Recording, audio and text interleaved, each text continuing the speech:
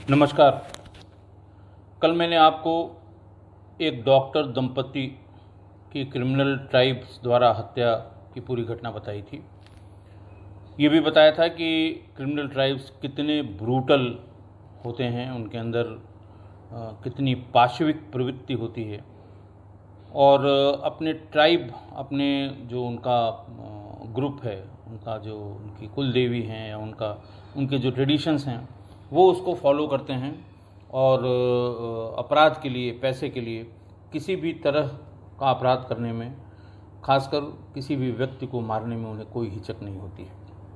कल मैंने आपको बताया था कि डॉक्टर रानू टंडन बहुत कम उम्र के डॉक्टर, कैंसर स्पेशलिस्ट, और उनकी पत्नी मधु टंडन की हत्या हुई थी।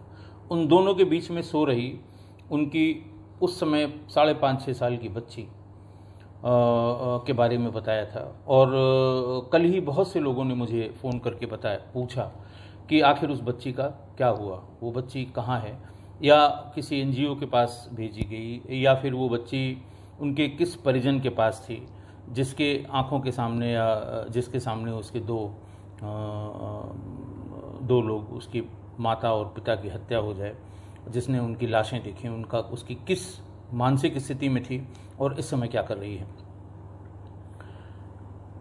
हमारे मित्र सुनील मेहरोत्रा ने कल ही ये टिप्पणी की कि वो उनके जानने वाले हैं, उन्होंने फ़ोन नंबर उपलब्ध कराया और मैंने उस बिटिया की, उस बच्ची की दादी श्रीमती आभा टंडन से बातचीत की।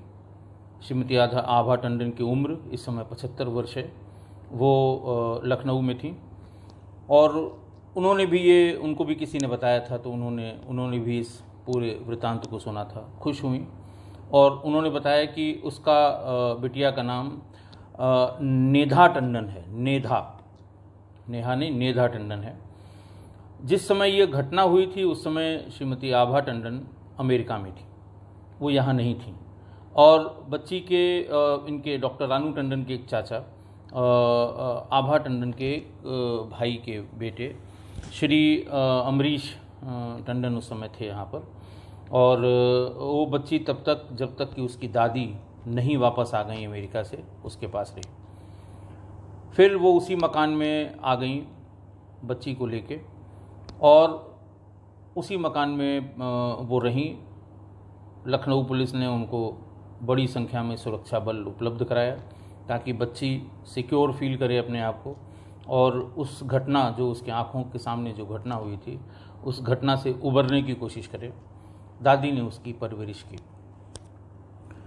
दादी ने कहा कि पहले भी जब बच्ची थोड़ी 2-3 साल की हो गई, दोनों ही लोग अपने प्रोफेशन में थे, सुबह से निकल जाते थे। दादी ने ये सजेशन दिया, ये बताया अपने बेटे को कि कोई आया रख लीजिए जो बच्ची की देखभाल ठीक से कर पाए। रानू टंडन का ये मानना था, उनकी पत्नी का भी, मधु टंडन का ये मानना था कि छोटे बच्चे के क्यूरियस क्वेश्चंस का जवाब आया कभी सही नहीं दे सकती।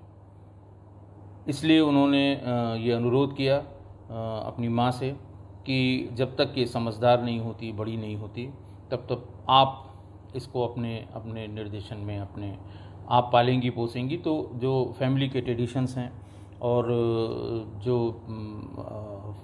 फैमिली के, जो हमारे सोसाइटी के जो नियम कानून हैं, उससे बच्ची ठीक से अवगत होगी।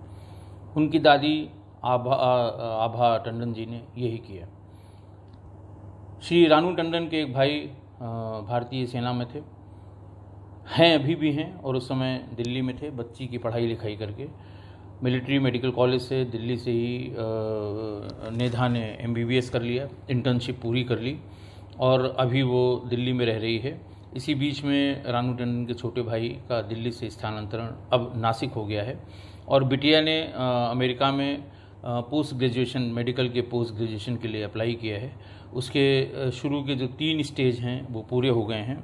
अंतिम स्टेज के लिए जो उसे जल्दी ही अमेरिका जाना होगा। दादी उनकी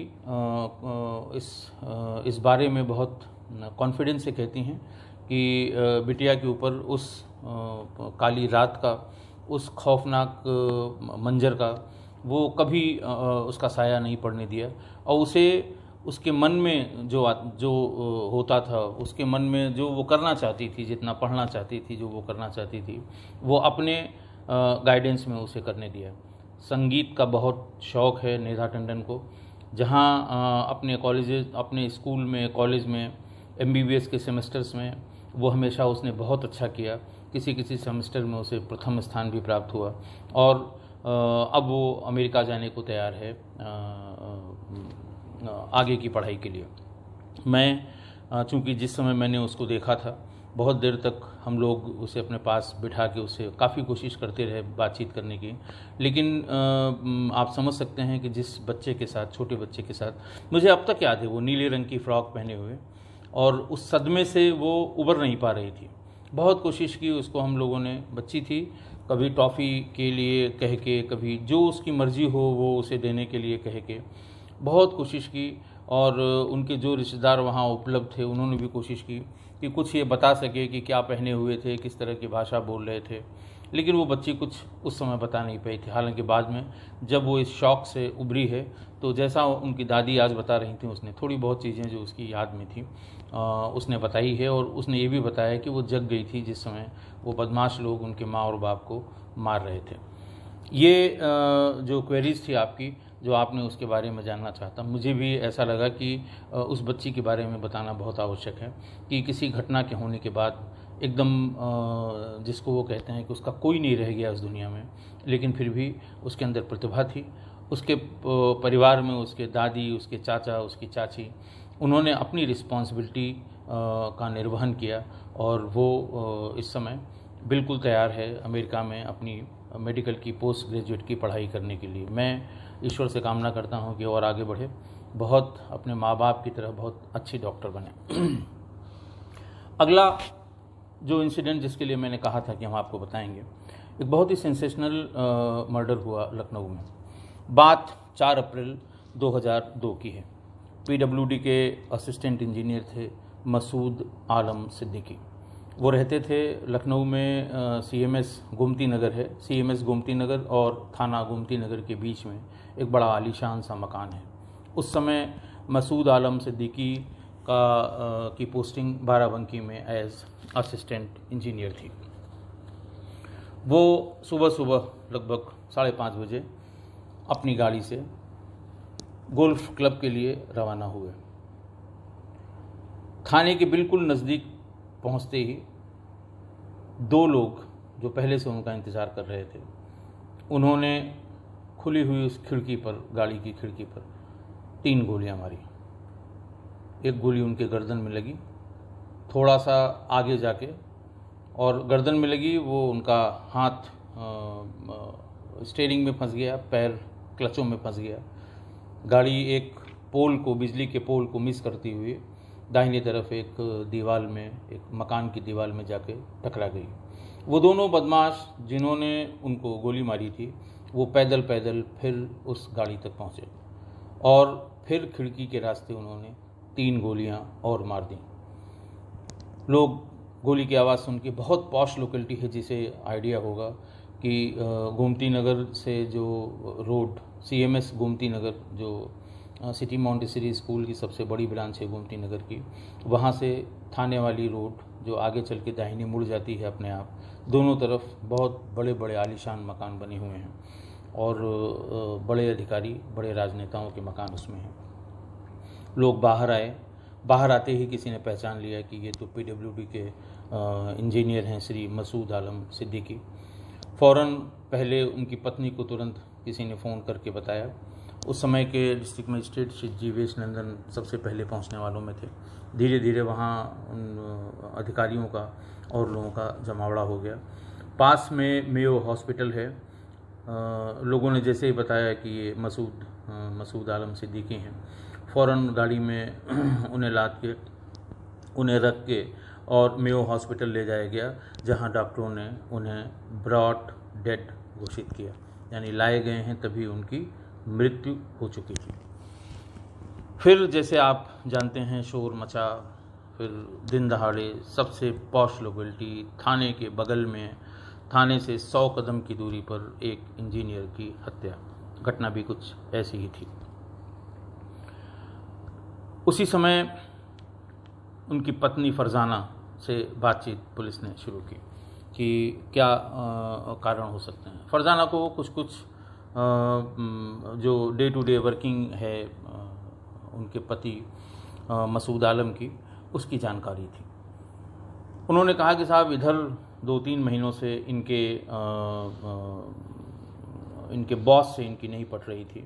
जो इनके एक्सीएन थे, एग्जीक्यूटिव इंजीनियर थे, वो थे मजबूर सिंह, बाराबंकी पीडब्ल्यू डिवीज़न के एक्सीएन पीडब्ल्यूडी श्री मजबूर सिंह।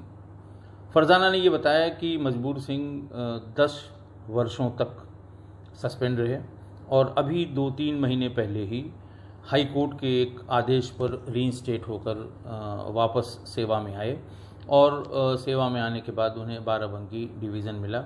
और जब से वो आए तब से इंजीनियर साहब बहुत अनकंफर्टेबल थे, रातों में सो नहीं पाते थे और बार बार यही कहते थे कि बॉस ने बहुत तंग कर रखा है। बात फिर आगे ये हुई कि भाई क्या वजह थी, कैसे क्यों तंग कर रखा था। सारी टीमें वहाँ से निकली। मैं चूँकि एसटीएफ में रह चुका था, एसटीएफ के जो नए लड़के थे, तुरंत एसटीएफ की टीम, लखनऊ का मामला था, सेंसेशनल क्राइम था, एसटीएफ की टीम आ जाती थी। हम लोग भी जो पुराने एसटीएफ में रहे थे वो सब भी आ जाते थे। बैठ के बातचीत होती थी और ये तय होता था कि अब एसटीएफ किस दिशा में जाएगी और हम क्या उनकी मदद कर सकते हैं। सबसे पहले ये हुआ कि ऐसा लगता है कि पर्सनल एनिमिटी की कोई बात नहीं है। हालांकि फरजाना ने ये भी बताया कि सिद्दीकीज़ की ये फैमिली खागा फतेहपुर के रहने वाली है और खागा में भी इस परिवार के विरुद्ध ज़मीन हड़पने का आरोप है और उसका कोई मुकदमा भी वहाँ चल रहा है। लेकिन कोई अन्य व्यक्तिगत रंजिश उनके जीवन में इसकी फरजाना की जानकारी में नहीं थी। जो कुछ भी होगा वो डिपार्टमेंटल होगा। पीडब्ल्यूडी के ऑफिस टीमें पहुंची, बंद किया गया ऑफिस को, भीतर किसी के आने की मनाही की गई। ये भी कहा गया अपना अपना फ़ोन रख दीजिए ताकि हम इत्मीनान से ये देख सकें कि बात कहाँ फंसी हुई थी, कौन इसमें इंटरेस्टेड था। 2 ही चीज़ें हो सकती हैं वहाँ पर, या तो पेमेंट न दिया गया हो या किसी को पेमेंट देने से मना किया गया हो, किसी फाइल को जो सैंक्शन के स्तर पे आ जाती है उसको सैंक्शन न किया गया हो।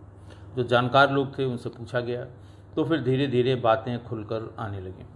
हुआ यूँ कुछ इस तरह से कि कोई 16 कॉन्ट्रैक्टर्स से जो काम कराया गया था, फाइलों पे जो काम था, फाइलों पे जो दर्शाया गया था, खासकर सड़कों का जो मेटल रोड होती है उनका, उसके पैसे को सैंक्शन करने के लिए पत्रावली मसूद आलम ने आगे बढ़ाई थी। मजबूर सिंह के पहले जो एक्सीएन थे वो प्रेम प्रकाश थे। बात दिसंबर की थी, नवंबर या दिसंबर की थी और प्रेम प्रकाश ने ये कह के उस फाइल को आगे बढ़ाने से, मतलब उस फाइल के पेमेंट की दिशा में आगे चलने से इनकार कर दिया कि जिन सड़कों का इन फाइलों में उल्लेख है वो मौके पर नहीं है। बिना बनी हुई सड़क का पूरा पैसा कैसे पेमेंट कर दिया जाए। और ये उस समय 2002 में जो एस्टीमेट था उसके पेमेंट का वो लगभग 60 लाख रुपए था, 50 लाख रुपए से 60 लाख रुपए के बीच में था। ये पैसा पेमेंट होना था जिसकी फाइल को तत्कालीन एक्सीएन प्रेम कुमार या प्रेम प्रकाश उनका नाम था, प्रेम प्रकाश नाम था, प्रेम प्रकाश ने मना कर दिया। प्रेम प्रकाश के बाद मजबूर सिंह आए। जैसा कि पहले बताया, मजबूर सिंह 10 साल तक सेवा में नहीं थे। उनको विभागीय अनियमितताओं की वजह से सस्पेंड कर दिया गया था और वो एक हाई कोर्ट के आदेश से रीइंस्टेट होकर वापस आए थे। ये भी बताया गया कि इस बीच में 10 वर्ष जब वो सेवा में नहीं थे तो उन्होंने बिल्डर का काम शुरू किया और काफ़ी पश्चिमी उत्तर प्रदेश के रहने वाले थे। बड़ी बड़ी ज़मीनों पे प्लॉट बनवाना, उन्हें बेचना, कंस्ट्रक्शन कराना, कुछ हाफ कंस्ट्रक्टेड मकान, कुछ फुल कंस्ट्रक्टेड मकान बनाकर बेचना। यानी 10 वर्षों से वो देखना ये था कि इन फाइलों में जिनमें इतनी लंबी रकम के पैसे के सैंक्शन की बात हुई थी, आखिरकार उसमें किसका ज़्यादा नुकसान हो रहा था। ये भी बताया गया कि 31 मार्च से पहले ये पैसा सेंक्शन हो जाए, इसके लिए इन सभी 17 ठेकेदारों ने पैसा भी इकट्ठा किया था कि किसी भी तरह से ये फ़ाइल क्लियर होनी चाहिए, लेकिन ये फ़ाइल क्लियर नहीं हो पाई और मसूद आलम ने भी इस फाइल को क्लियर करने से मना कर दिया कि हम इसे नहीं कर सकते हैं। इसी उहापोह के बीच में ही इसकी हत्या हो गई मसूद आलम की, और फिर इसमें कई टीमें लगाई गईं, कुछ बड़े राजनीतिक व्यक्तियों का भी नाम इसमें आता रहा और बहुत हाई प्रोफाइल मर्डर हो गया था। हालांकि 3-4 महीने तक ये उस समय तक नहीं खुल पाया था, उसके बाद मेरा स्थानांतरण हो गया था वहाँ से। अब इसमें जो लोग, ये तो सही है कि इसमें जो मारने वाले थे उनकी गिरफ्तारी हो गई थी और चार्जशीट भी हो गई थी उनकी, लेकिन उसके पीछे क्या कहानी थी ये मेरी जानकारी में, उसके बाद चूँकि मैं वहाँ से चला गया था, बहुत इसमें मेरा कोई मेरी जानकारी में ये बात नहीं आई। एक और सेंसेशनल मर्डर लखनऊ में हुआ। बात जब ये मसूद आलम की आई तो इसमें ठेकेदारों की बात आई। ऐसे ही एक बड़े बिल्डर का मर्डर हुआ और ये 20 अप्रैल 2000 को मैंने ज्वाइन किया ही था। उस समय हुआ महानगर में बादशाह नगर क्रॉसिंग के पास। उस समय के जो सबसे उभरते हुए सबसे बड़े बिल्डर थे, राजेश अग्रवाल उनका नाम था और उम्र करीबन 30-32 साल। वो जो सड़क आज की तारीख में आप देखते हैं बाराबंकी लखनऊ की मेटेलिक रोड, इस सड़क का ठेका हुआ था, करोड़ों रुपए का ये ठेका था और ये राजेश अग्रवाल ने ही ये ठेका लिया था और उन्होंने ही बनवाया था। बात 20 अप्रैल की है। ये सीतापुर गए थे, मल्टी करोड़ किसी प्रोजेक्ट का टेंडर सैंक्शन हो गया था, बहुत खुशी खुशी घर आए और फिर अपनी होंडा सिटी गाड़ी में ये वहाँ से बादशाह नगर क्रॉसिंग तक गए, जहाँ पर मेटेलिक रोड बनने का, मतलब काली डामर वाली सड़क बनने का काम प्रोग्रेस पे था। वहाँ जैसे ही ये उतरे होंगे अपनी होंडा सिटी गाड़ी खड़ी करके, अपने जो मेट और सुपरवाइज़र हैं उनसे मिलने के लिए, काम की प्रोग्रेस जानने के लिए ये पैदल ही जा रहे थे, तब तक पीछे से 3 लोगों ने इनके ऊपर सोफिस्टिकेटेड वेपन से 4-5 गोलियां बरसा दी। ये मुंह के बल गिर गए।